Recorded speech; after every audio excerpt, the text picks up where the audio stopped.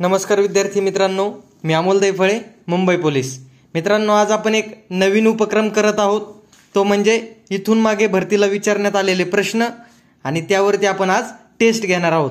आगामी भरतीत पण त्यावरती तुम्हाला प्रश्न दिसतील, त्यामुळे सर्वांनी व्हिडिओ शेवटपर्यंत नक्की पाहायचा आहे। चला वेळ न घालवता सुरू करूया। तर मित्रांनो, पहिला प्रश्न आहे, महाराष्ट्रातील विधान परिषद सदस्य संख्या किती आहे? आपल्याला वाटेल खूप सोपा प्रश्न आहे, पण हा फसवा प्रश्न आहे। पहिलाच पर्याय त्यांनी आपल्याला 288 दिलाय मित्रांनो, पण आपल्याला त्यांनी विधानसभा सदस्य संख्या विचारलेली नाहीये। विधान परिषद व्यवस्थित प्रश्न वाचायचा आहे, तर ती किती आहे? 78।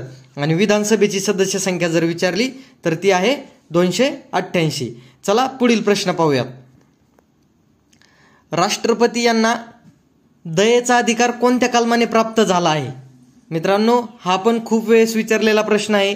आगामी भरतीत पण तुम्हाला हा प्रश्न दिसेल, तर त्याचं उत्तर आहे 72, राज्यघटना कलम 72। त्यानंतर पुढील प्रश्न आहे, भारतीय राज्यघटनेत दुरुस्ती करण्याची तरतूद कोणत्या कलमामध्ये नमूद आहे? तर मित्रांनो, जर भारतीय राज्यघटनेत काही घटना दुरुस्ती करायची असेल तर त्यासाठी कुठलं कलम आहे? 368। त्यानंतर पुढील प्रश्न आहे, घटना समितीचे हंगामी अध्यक्ष कोण होते? तर मित्रांनो, याचं बरोबर उत्तर आहे सच्चिदानंद सिन्हा। आणि जर मसुदा समितीचे अध्यक्ष विचारले असते तर डॉक्टर बाबासाहेब आंबेडकर। चला पुढील प्रश्न बघूया। भारताच्या पहिल्या महिला राष्ट्रपती कोण? मित्रांनो, याचं बरोबर उत्तर आहे प्रतिभाताई पाटील। आणि सध्याच्या राष्ट्रपती कोण आहेत ते तुम्हाला कमेंट करायचंय, सर्वांनी त्याचं उत्तर द्यायचं आहे। चला पुढील प्रश्न बघूया। भारताच्या तिन्ही दलाचे सर्वोच्च प्रमुख कोण असतात?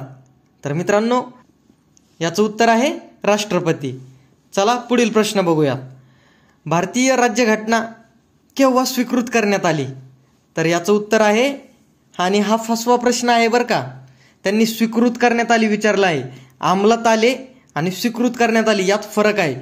स्वीकार कधी करण्यात आला? 26/11/1949। आणि लागू कधी झाली? तर ती 26 जानेवारी 1950। तर पुढील प्रश्न बघूया। उपराष्ट्रपती हे राज्यसभेचे पदसिद्ध सभापती कोणत्या कलमाने असतात?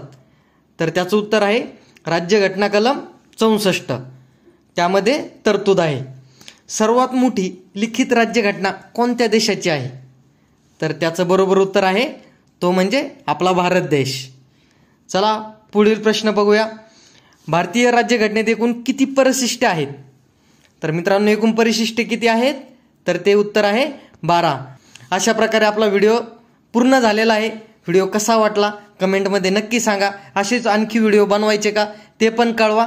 आणि व्हिडिओ जर आवडला असेल तर व्हिडिओला लाईक करा, मित्रांना पण शेअर करा। आणि हा, आपल्या चॅनलवर जर नवीन असाल तर आपल्या चॅनलला सबस्क्राईब करायला विसरू नका।